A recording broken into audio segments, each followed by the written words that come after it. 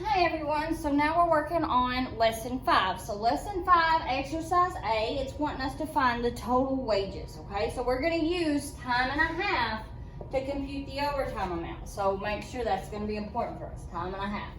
So the hours worked, we're going to go with a typical regular hours of 40.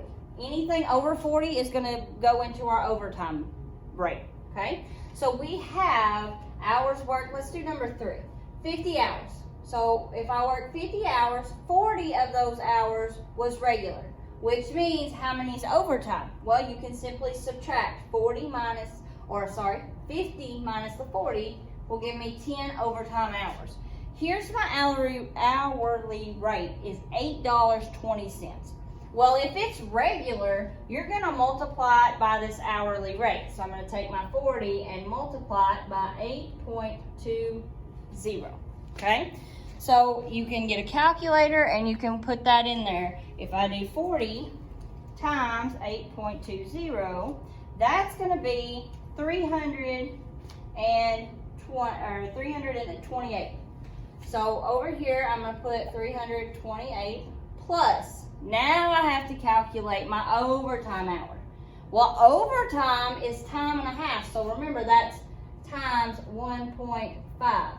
Okay, so 1.5 was my time plus the 1/2.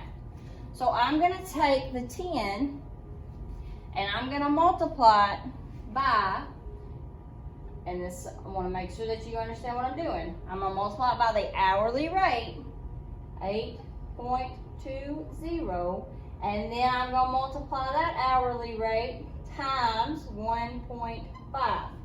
Okay, so time and a half means you're going to have to multiply by that extra 1.5. Now the parentheses, you can either do in the regular calculator, or if you have to, you can put those in Desmos.com. I know there's a glare on it, I'm sorry. So let me try to fix that for you a little bit, okay? So I've got 10, and again, I'm going to scoot it down just a little bit. 10 times, I'm going to do the 8.20 times the 1.5, okay? So if you put it in a calculator, and any calculator with parentheses will work, 8.2 times 1.5, and then you get an answer of 123. So in order to get your total wages, you've got to take the regular plus the overtime, and then tell me what you get there. So that's 123 plus the 328, which gives me a grand total of $451. Okay, so you're going to complete the rest of that table.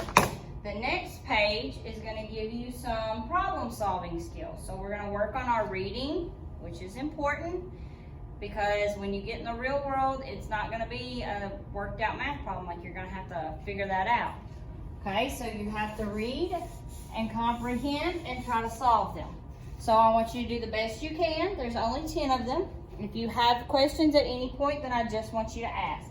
So Eleanor earns $8.50 per hour. She worked 45 hours from Monday to Friday. So I'm trying to compute the total wages for the person that it's describing. This is exactly like the table we just did, except it's in words. So I still know the important information is $8.50 per hour, and that 45 hours is how much she worked. So how much do we say, or did we say, is regular time? So regular time is going to be 40 hours. So if I know regular time is 40 hours, that means she had 40 regular, and she had 5 that were overtime, okay? Not a 0.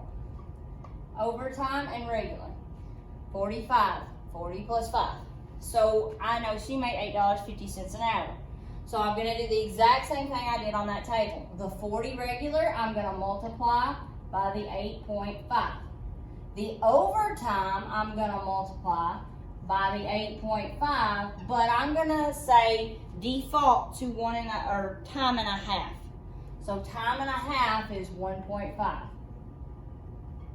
Okay? So I'm going to take the regular and multiply it by 8.5. So that's going to be 40 times 8.5.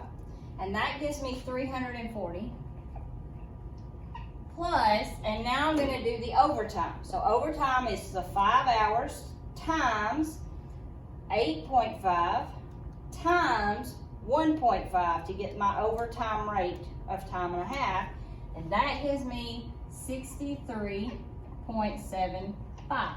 So then you just have to add those two amounts together, and that's going to give you $403.75 for that person for that week. Okay, so the information's there. You've done it, we've done it. So you just have to be able to pick that out of these problems. You can do it. I got faith in you. But if you need me, I am always here.